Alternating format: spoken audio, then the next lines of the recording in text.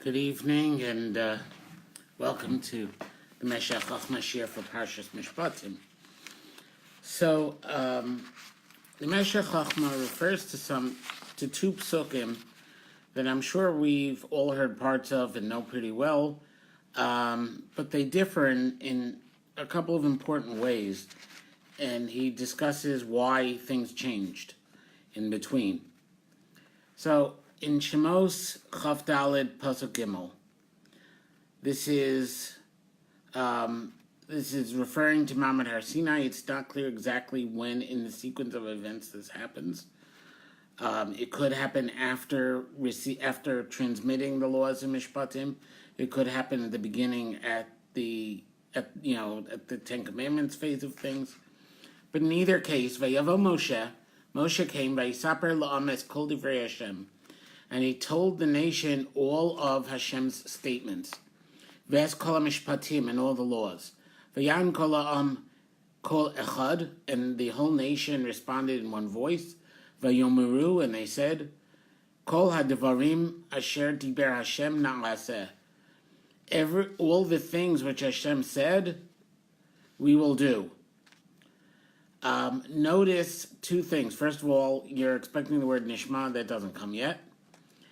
It's just na'aseh, we will do. But Moshe tells them all kol divrei Hashem ves kol mishpatim, all of God's statements and all of the Mishpatim. What do they agree to?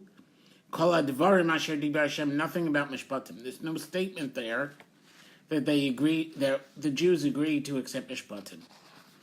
Now the second pasuk we want to look at is a few pasukim later, Zion. Vayikach sefer habris. So Moshe takes the book of the covenant, Vayikra ba'oznei ha'am, and he reads it into the people's ears. Vayomeru, and they say, Kol asher diber Hashem na'aseh venishmah. Everything that Hashem says, we will listen and we will obey. So it's no longer Kol hadevarim asher diber Hashem, it's just Kol asher diber Hashem without any limitations. And it's not just na'aseh, it's na'aseh venishmah. What happens in between? That's kind of important to the Meshekh Chokhmah's analysis. So I'm going to read it quickly. So Moshe writes it all down, which we knew already because he reads it. Vayishkem haboker, he woke up in the morning. He builds a mizbeach, altar. Tachas hahar, at the foot of the mountain. Ushtei Yisrael matzeva l'shnei miltzar shavtei Yisrael. It has 12 monuments around it for the 12 tribes, 12 shvatim.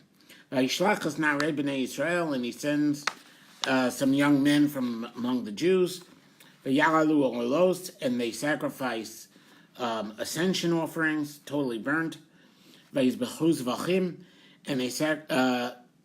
shlamim lashem parim, and they sacrifice bulls as well-being offerings to Hashem. Moshe takes half of the blood of these offerings, and he puts it in basins, and the other half of the blood he throws on the mizbeach. So what happens in between? Moshe writes down the words. He builds a mizbeach, and he has some of the youth offer korbanos on the mizbeach.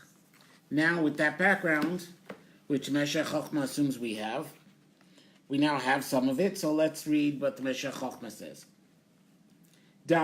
No, the b'nei Noachites, non-Jews who observe the mitzvot Hashem gave Noach, whose haru al hadinim. One of their 7 laws is justice, is to have courts. Vishitas Rishonim, and it's the opinion of Rishonim. He tells us to look at the Ramban and Bereshis.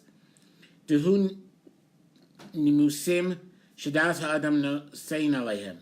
These are the laws, the etiquette and all the laws that a person's mind naturally accepts.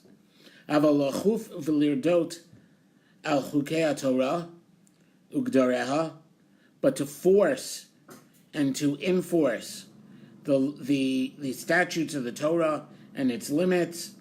Hu rak mitzad shekol Yisrael l'revim zeh b'zeh. That is not something that applies to non-Jews. It's only to Jews under the rule kol Yisrael l'revim zeh b'zeh. All Jews are intermixed one with the other.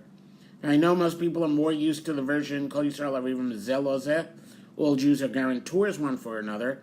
But if you look in Shavuos, Lamed Tes Amud Aleph, Sanhedrin, Chav Zayin Amud Beis, Rashi on Nedarim, Yud Gimel Amud Beis, Tosfos Yevamos, Mem Zayin Amud Beis. In all those places, it says Bazeh, in one another. In which case, Arevim doesn't mean guarantors; it means mixed. Lozeh is found in only one resource in the Rishonim, Rashi on Vayikra. Rashi there is quoting Torah's Kohanim, and the Torah's Kohanim, which is from the Tanaim, it's a Medrash Halacha on Vayikra. It actually has Bazeh. Siddur Rashi has a third thing. It has Mizeh. I'm not sure what to do with Mizeh, but in any case, it's pretty well established. It's pretty easy to establish that the text is Kol Yisrael Arevim Zeh Bazeh, that all Jews are mixed one in the other. V'myavor echad hu mazik l'chavero, and therefore, if one violates, it damages his peer, u'lahaklal kulo, and for the entire community. Bazeh yesh lebeistin lochuf v'lishpo ta'over etz mitzvah Hashem. This is what gives Beis-Din the power to force and judge ones who violate Hashem's mitzvos, mitzvos Hashem Yisparach. De below zeh ein zeh meharoi sheyisarev acher. De below zeh, without this notion of arevus, ein zeh meharoi sheyisarev acher b'ma sheyesh l'adam in kono. If it wasn't for this, why would other people have a right to be mixed in on what somebody does between them and God? Right? Religion is naturally a personal affair between a person and God. And for Bnei Noach, that's actually appropriate, he is saying. However, for Jews, Kol Yisrael Arevim Zeh Bazeh, and therefore, if one Jew is not keeping the Torah properly, it injures, it stirs, it is hezek for all of us. And that is what the court is actually enforcing. The court is not enforcing that Reuven keeps a given mitzvah. The court is enforcing our collective interest in Reuven keeping that mitzvah.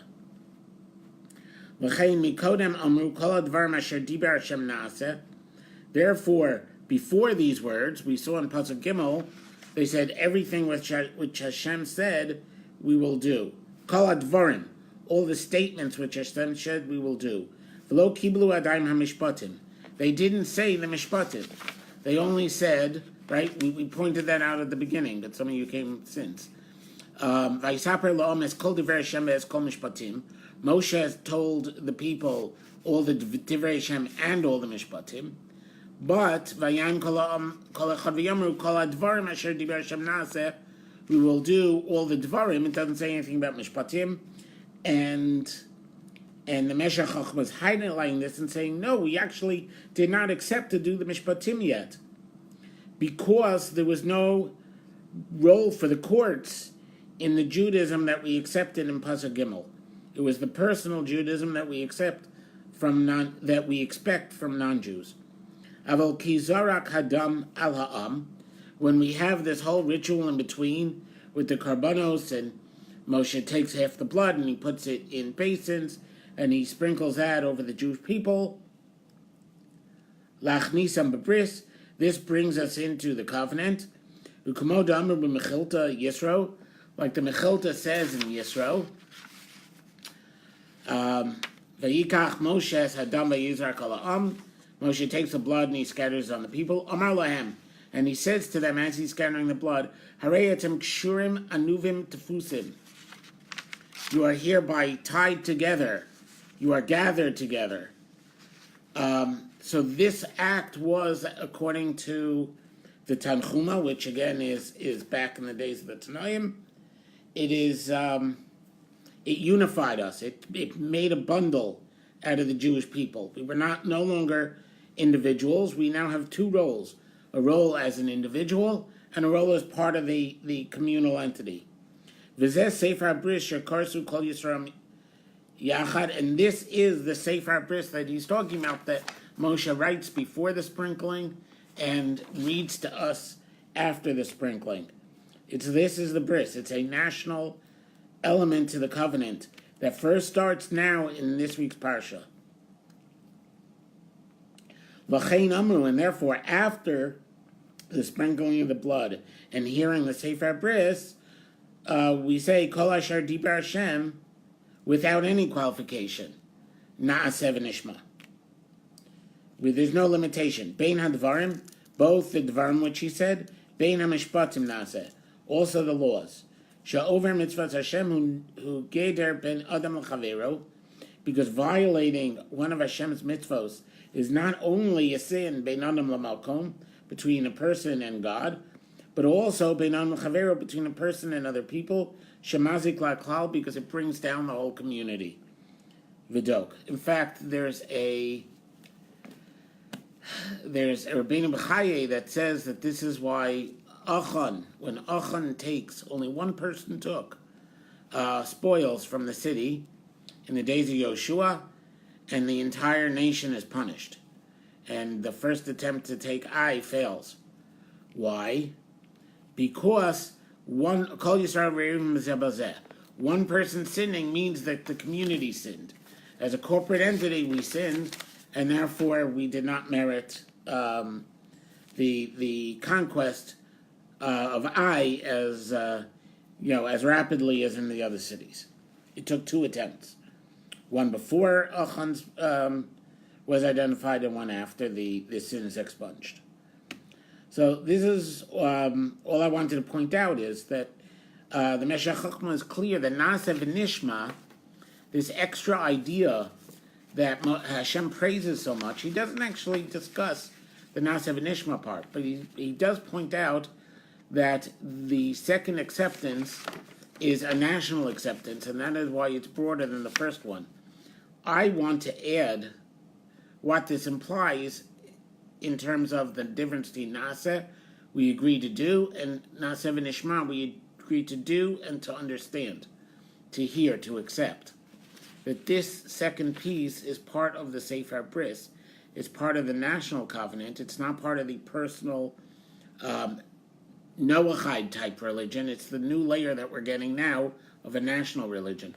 And I believe the reason is, let's go back a step. One of the things, this is well known, probably learned it in grade school and brought home on a parsha sheet, that Hashem asked when we said Na'aseh venishmah, who taught my children the secret of the Malachim? And what's the big secret of Malachim? Big secret is that normally, in most religion, a ritual, I'm not talking about Judaism at the moment, a ritual is an expression of what the practitioner feels. So let's say in Reform Judaism, if this has meaning to you and speaks to you, then you do it. If it doesn't, you don't do it. Right? In Christianity, right, if you would take communion and you don't feel it, it's actually considered a hypocritical gesture. Yiddishkeit, the way Orthodoxy teaches it, Yiddishkeit, the Torah, requires that we do mitzvos even when they don't yet make sense to us, because Na'aseh venishmah, we can learn from the experience of doing. And this was the great secret that Hashem wondered where we got it from. And I think that is the national element, that this second covenant brings in a commitment that we follow the rules of the community. We don't custom carve our own religion and only practice those things that we understand already. We follow the rules that are written for everybody, and we hope to be shaped by them to be the people Hashem intends us to be. But whether or not that thought about Nishma is true, let's end with the pure Meshekh Chokhmah. In this week's parsha, the ritual of Moshe bringing Kabbalah, sprinkling the blood, is when we turn into a nation of individuals who happen to follow the Torah, and therefore Beis Din would not have the power to enforce mitzvot, only mitzvot that aren't justice, that aren't interpersonal justice, into a community where we are all one, and therefore my observance improves the whole community, and therefore it is Beis Din's business whether or not people observe their own personal mitzvos, because we are not only individuals, we are also pieces of a whole. I hope that you enjoyed that thought as much as I did. Enjoy the rest of the week, and have a great Shabbos. Bye.